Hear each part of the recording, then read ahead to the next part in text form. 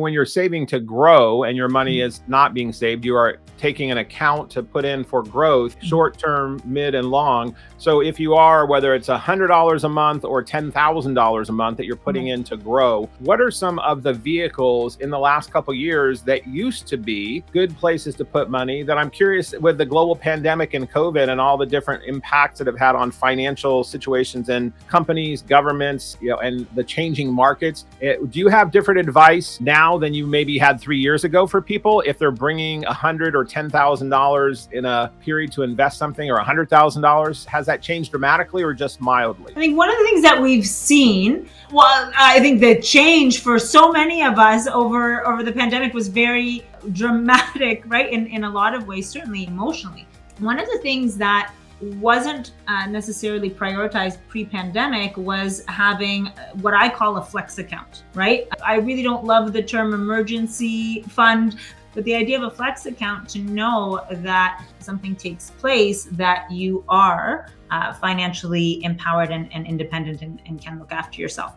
So that short-term grow category wasn't necessarily prioritized, and I'm seeing it there where people are making sure that they can look after themselves moving forward should there be a change or a shift that happens there. Another really big thing that I saw and continue to see that I think is actually great is the way we prioritize our growth. A lot of times we leave that up to the company that we work for, right? Where we're going to say, okay, I don't need to do grow on my own because they deal with it all. Meaning through a retirement plan that a company might offer, that you're taking part of your pay and putting it in their investment account. Yeah, absolutely. Retirement, the profit sharing, if you've got stocks in the company. And then we find all of a sudden that all of our eggs are in one basket. And we certainly saw a lot of impact to a lot of companies. Certainly, as an example, the travel industry, right, over the pandemic. Now, let's just say if I worked for an airline and all my retirement grow category is there, if I also have stock options there, right? Everything's there. And now I've been laid off.